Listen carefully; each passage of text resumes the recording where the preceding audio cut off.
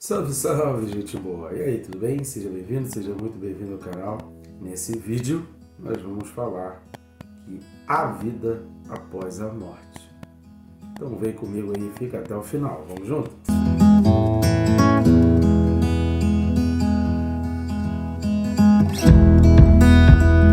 Porque antes, se você não está inscrito, inscreva-se. Bem rápido, só clicar aí no sininho para você receber as notificações. Vai clicar em se inscrever, clicando no sininho, você é informado a respeito de cada vídeo novo.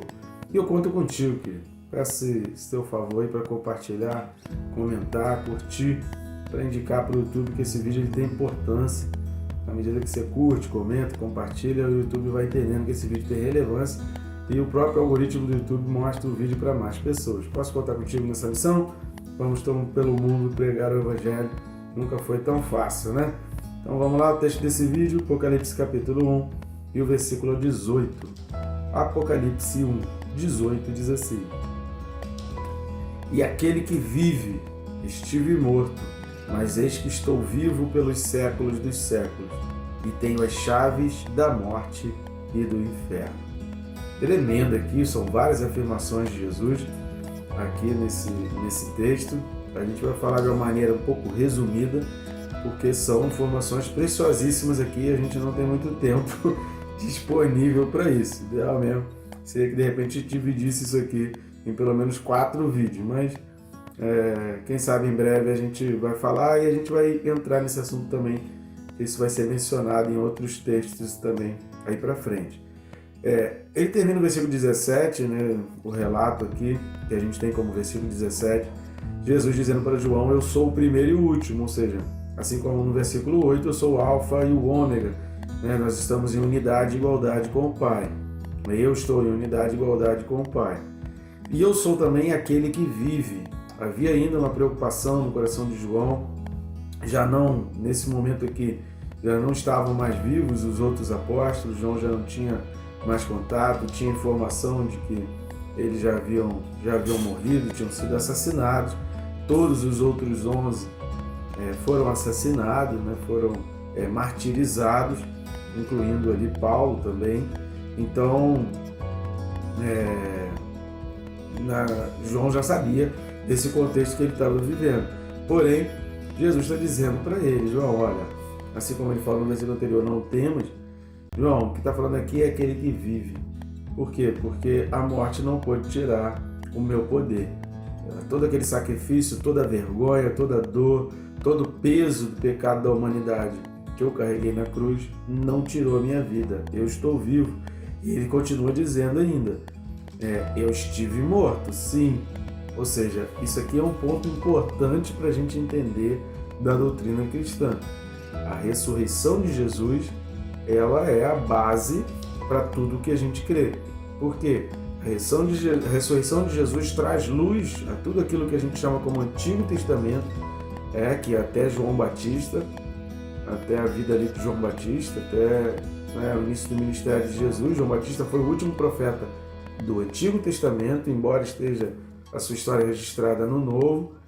Então, a ressurreição de Jesus é que dá sentido a tudo aquilo que passou ali. Então, entender que esse Jesus que a gente crê é o Jesus que está vivo. Ele não esteve vivo, ele está vivo hoje, independente do dia que você está assistindo esse vídeo, ele está vivo. E entender que ele já esteve morto. O que significa eu estive morto? Significa crer no Jesus histórico, significa crer que ele veio em carne, significa crer no nascimento dele, virginal de Maria, significa crer no poder do Espírito Santo na hora do nascimento dele, significa crer que ele cresceu e se desenvolveu na região ali de Jerusalém, junto com seus pais, Maria e José, e com seus irmãos. Significa crer que houve um momento em que ele iniciou esse ministério, significa crer que todos os relatos dos evangelhos são verdadeiros, de que esse Jesus histórico ele aconteceu. Há muitos homens, inclusive muitos homens importantes, cientistas importantes, como esse do genoma humano, que está aí no vídeo do Alfa, no primeiro vídeo do Alfa. Se você não assistiu ainda, sei porquê, não perca tempo, procure aí, se informe com alguém para você assistir os vídeos do Alfa, que são tremendos, muito importantes para entender o significado da vida, da onde eu vim para onde eu vou. Então, esse cientista do genoma humano, ele, baseado em evidências, ele pesquisou, ele olhou, mas a fé, o poder espiritual também toca. Então, assim, muitos cientistas, o C.S. Lewis, por exemplo, também era outro, e há muitos outros, tem filmes aí contando histórias de homens que eram completamente ateus, não acreditavam em Deus, e através da Bíblia, para poder provar que aquilo da Bíblia era mentira, que nada daquilo aconteceu, pesquisando, estudando sobre isso, eles acabaram, através do reconhecimento do Jesus histórico, reconhecendo Jesus como Senhor e Salvador das suas vidas e deixando de ser ateu e crendo em Deus. Então as evidências históricas apontam, então a gente é anti-ciência você dizer que não houve o Jesus histórico. Só que o Jesus histórico não acaba da morte, é isso que Jesus está dizendo aqui. Eu estive morto, mas eu estou vivo. Eu estive morto, eu vivi em carne, eu fui um homem, morri, mas eu continuo vivo e viverei pelos séculos dos séculos. Por quê? Porque há vida depois da morte. Ele está dizendo para João, olha, tem vida depois da morte. E tenho as chaves da morte e do inferno. Ter as chaves da morte e do inferno é ter autoridade. Lá em Mateus capítulo 18, ele vai falar, estou dando essa chave aqui, e a igreja tem esse poder, a igreja tem essa autoridade. São palavras de Jesus Cristo. Jesus Cristo deu para a igreja, Jesus Cristo deu para a igreja como seu corpo na terra. Anos após anos, tempo após tempo, a igreja continua sendo o corpo de Jesus Cristo na terra. Por isso a gente participa da ceia, por isso a gente celebra a ceia do Senhor, celebra o que a gente chama de Santa Ceia, né?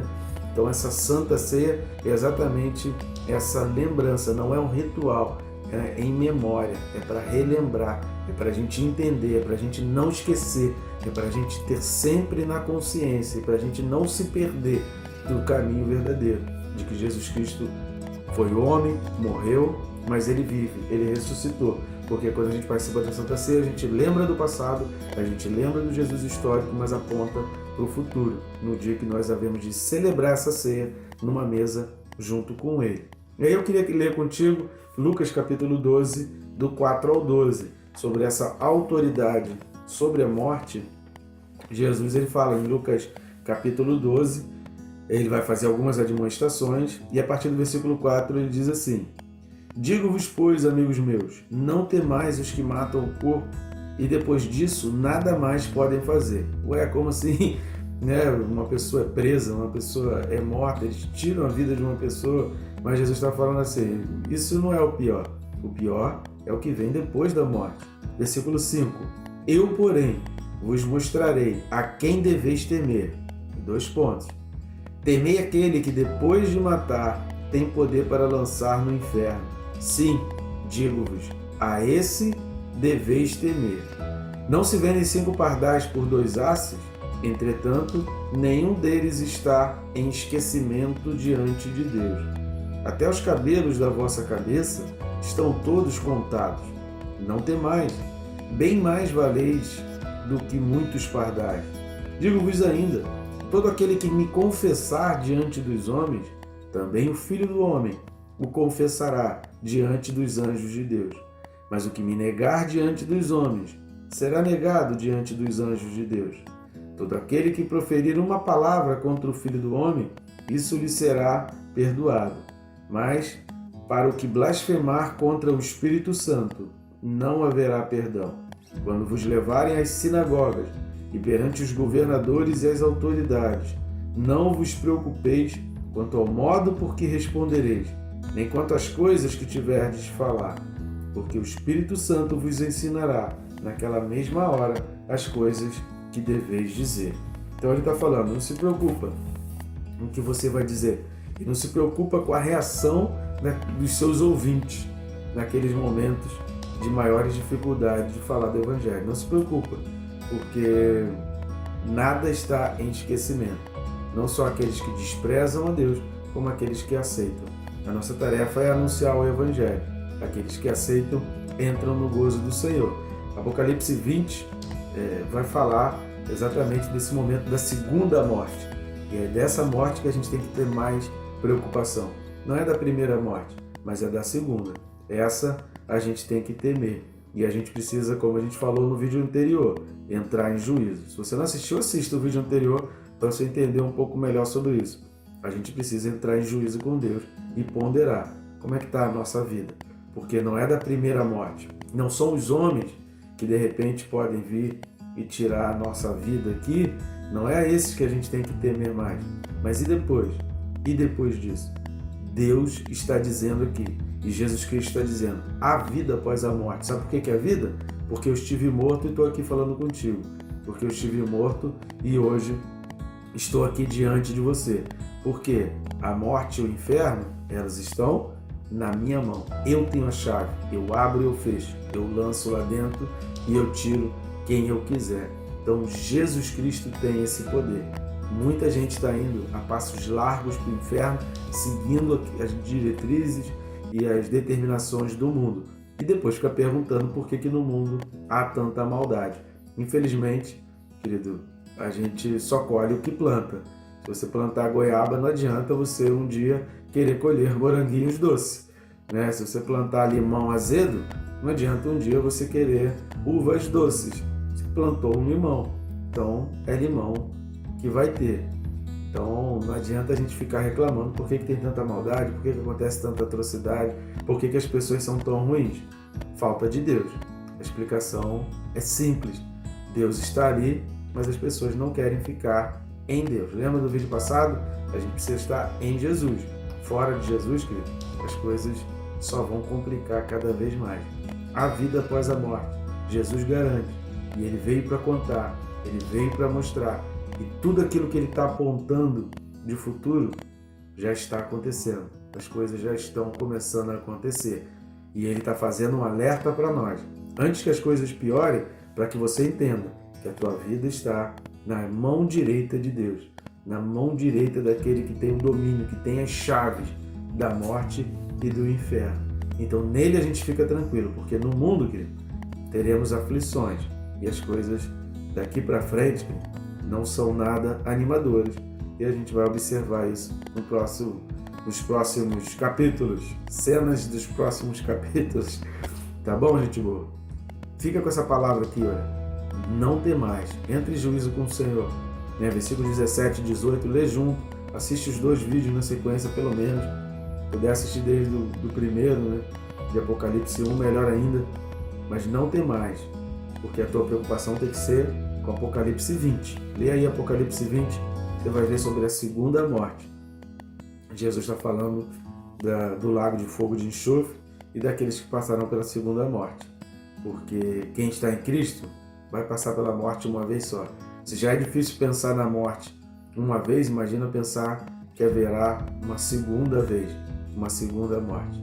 Então crê em Jesus Cristo, querido. Confie no poder dele e deixa ele seguir a tua vida. O restante, querido, anuncia Jesus Cristo. Você quer mudar o mundo?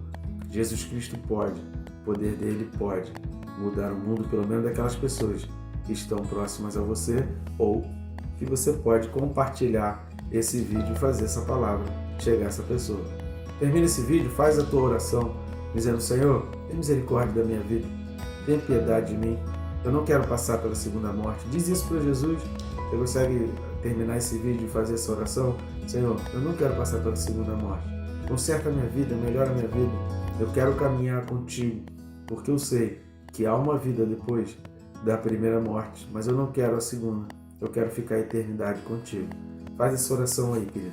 Que Deus te abençoe, rica e abundantemente.